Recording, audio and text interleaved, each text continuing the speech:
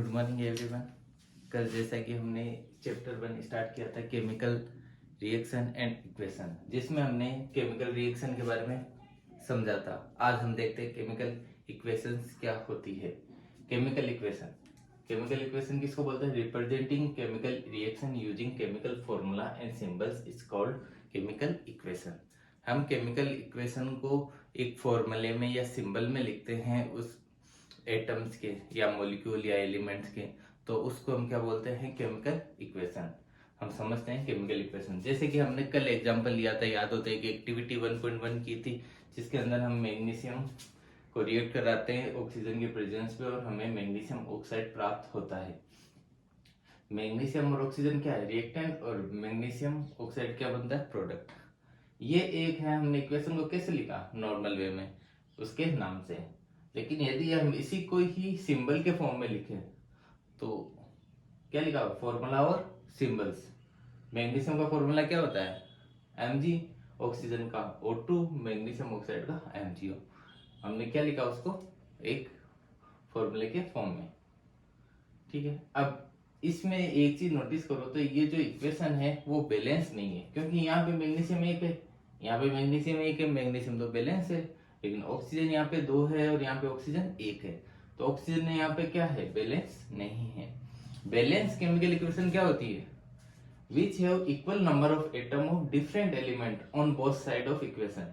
मतलब रिएक्टेंट में जितने है एटम्स तो उतने ही प्रोडक्ट में होने चाहिए, लेकिन ऐसा नहीं है। अपन ने भी देखा ऑक्सीजन में यहाँ पे 2 है, यहाँ ऑक्सीजन में 1 ही है। तो कहने का मतलब क्या है कि टोटल मास है ना, दोनों साइड सेम होना चाहिए। जितना मास रिएक्टेंट का उतना ही मास प्रोडक्ट का होना चाहिए। Masses are equal on both side. ये अनबैलेंस केमिकल इक्वेशन है, जिसको हम क्या बोलते हैं? अनबैलेंस केमिकल इक्वेशन को स्केलेटल इक्वेशन भी बोलते हैं। ये बात भी याद रखना, क्योंकि तुम्हारे चैप्टर में लिखा हुआ है, इसको याद कर लेना कि अनबैलेंस केमिकल इक्वेशन की जगह स्केलेटल इक्वेशन भी लिखा हुआ आ सकता है, तो ये बात आप ध्यान रखना। हम एक केमिकल इक्वेशन को क्यों बैलेंस्ड करते हैं? क्यों बैलेंस करते हैं? तुमने बचपन में पढ़ा होगा law of conservation of mass, कि मास ना तो क्रिएट किया जा सकता है ना डिस्ट्रॉय किया जा सकता है। मतलब जितना मास रिएक्टेंट में इक्वेशन के रिएक्शन के बाद या इक्वेशन में प्रोडक्ट में भी क्या होगा? सेम होगा। आई होप सो आ गया होगा आपको इतना समझ में कि केमिकल इक्वेशन क्या होती है और केमिकल इक्वेशन को बैलेंस क्यों करते हैं। क्योंकि law of conservation of mass की वजह से। Law of conservation of mass क्या है? कि mass neither be created nor be destroyed. ठीक है। इसके बाद हम देखते हैं बैलेंस कैसे किया जाता है इक्वेशंस को। H2O ये रिएक्टेंट है ना, जिससे बना हमें Fe3O4 प्लस H2, ये हमारा प्रोडक्ट हो गया। पहला स्टेप हम क्या करते हैं? हम काउंट करते हैं एलिमेंट कितने हैं। एलिमेंट इसमें कितने हैं? 1 2 3 4। 2 रिएक्टेंट की तरफ है, 2 प्रोडक्ट की तरफ है।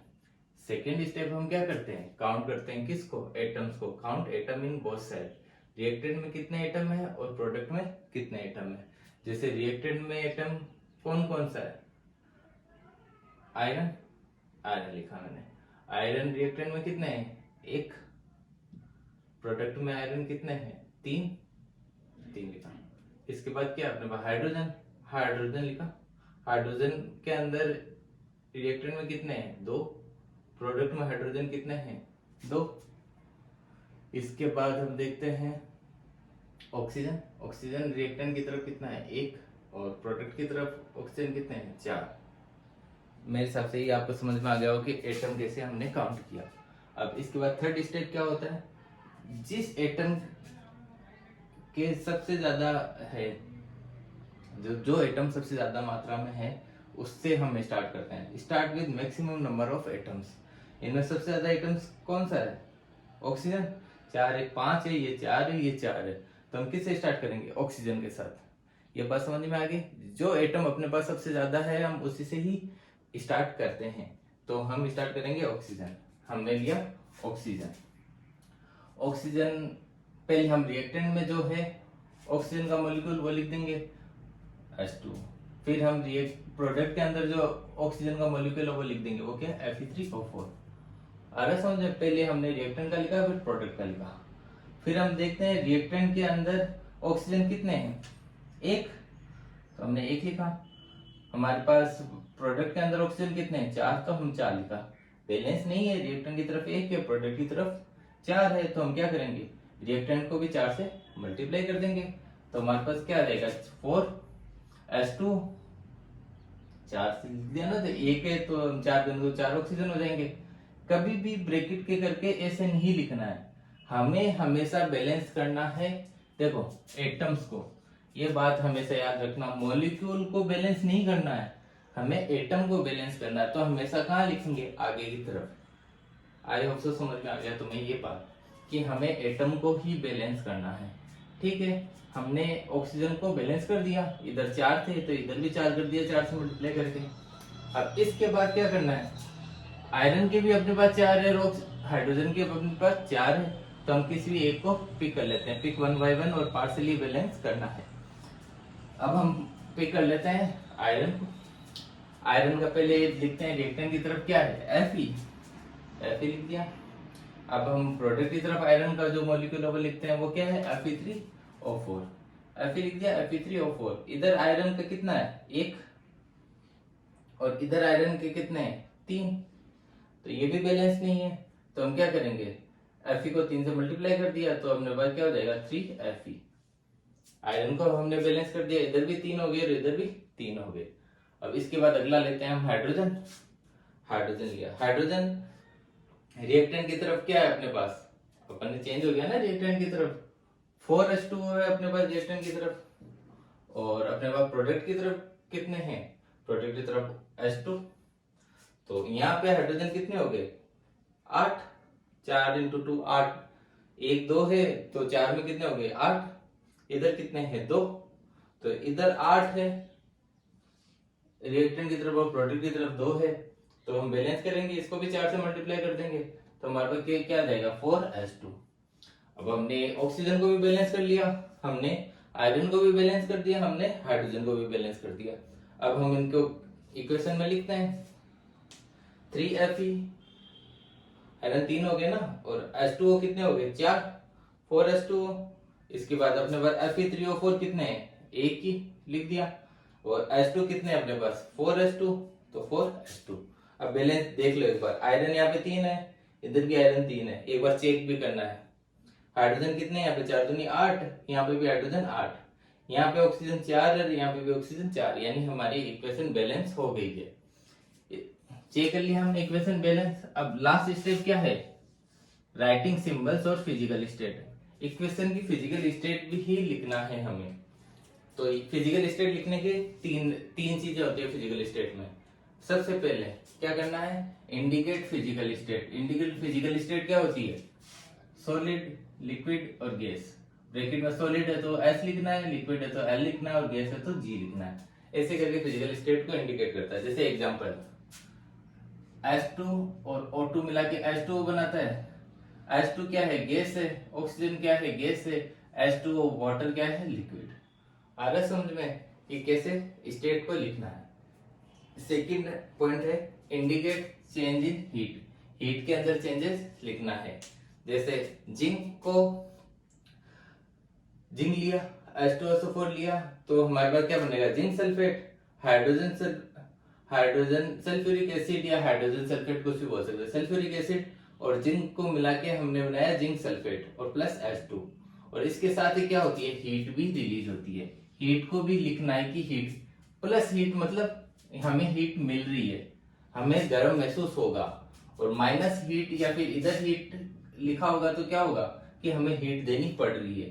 इस रिएक्शन में क्या हो रही है, हीट रिलीज हो रही है, क्योंकि प्लस में हमने दोनों को रिएक्ट किया तो हमारे पास क्या बना, zinc sulphate plus H2 plus heat यानी हीट रिलीज हो रही है इसमें। इसके बाद तीसरा स्टेप है indicate the reaction take place under the condition. हम रिएक्शन को किस कंडीशन में करवा रहे हैं, हम धूप में करवा रहे हैं, हम छांव में करवा रहे हैं, हम बंद कमरे में करवा रहे हैं, हम उसमें कुछ मिक्स कर रहे हैं जिससे रिएक्शन जल्दी हो जाए। जैसे घरों में देखा होगा, चावल को जल्दी उबालने के लिए हम इसमें थोड़ा सा नमक डाल देते हैं, पानी जल्दी बॉईल हो जाता है। तो ये सब चीज क्या है, हम उसको एक कंडीशन दे रहे हैं। सबसे फेमस रिएक्शन कौन सी है, फोटोसिंथेसिस वाली रिएक्शन। कौन सी? CO2 और H2O, जो पेड़ों द्वारा की जाती है। CO2 H2O, जिससे क्या बनता है? C6H12O6 है नहीं? क्या होता है ये बच्चों, बताओ क्या होता है? ये क्या होता है? ग्लूकोज।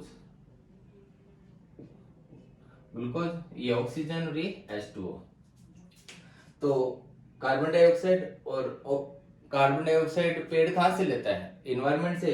और H2O पानी अपन देते हैं, तो इन दोनों से मिलकर क्या बनाता है पौधा? ग्लूकोज बनाता है, ऑक्सीजन बनाता है, जो ऑक्सीजन अपन को मिलती है, और वाटर बनाता है। ये रिएक्शन किसकी प्रेजेंस में हो रही है? HV यानी लाइट की प्रेजेंस में। पौधे भोजन लाइट की उपस्थिति में ही बना सकते हैं, बिना लाइट के पौधे भोजन नहीं बना पाते। और जो प्रोसेस होती है पौधों में, उसको क्या बोलते हैं? क्लोरोफिल। आई थिंक आपको समझ में आ गया होगा। 7 स्टेप में हम इक्वेशन को बैलेंस करते हैं। कल हमने केमिकल रिएक्शंस क्या होती है, आज हमने समझा कि केमिकल इक्वेशन क्या होती है और उसको कैसे बैलेंस किया जाता है। हमेशा याद रखना कि बैलेंस किसको करना है? हमें बैलेंस एटम को करना है, न कि मॉलिक्यूल को। हमें 1 बाय 1 एटम लेंगे, जिस एटम के सबसे ज्यादा नंबर्स होंगे हम उस एटम से स्टार्ट करेंगे, और 1 बाय 1 सारे एटम्स को बैलेंस करते जाएंगे। फाइनली बैलेंस करने के बाद हम सबको लिखकर चेक करेंगे कि बैलेंस है या नहीं। उसके बाद हम इंडिकेट करेंगे कि कौन सा, जैसे आयरन किस फॉर्म में है? सॉलिड। आपने देखा ना, सिंबल और फिजिकल स्टेट को भी इंडिकेट करना है। वाटर H2O के किस फॉर्म में? गैस यानी वेपर की फॉर्म में अपने पास वाटर। Fe3O4 किस फॉर्म में? सॉलिड की फॉर्म में। और जो हाइड्रोजन है वो किस फॉर्म में है? गैस की फॉर्म में। आई थिंक आपको समझ में आ गया होगा आज हमने जो भी पढ़ा। अब आगे के टॉपिक हम कल से पढ़ेंगे। धन्यवाद।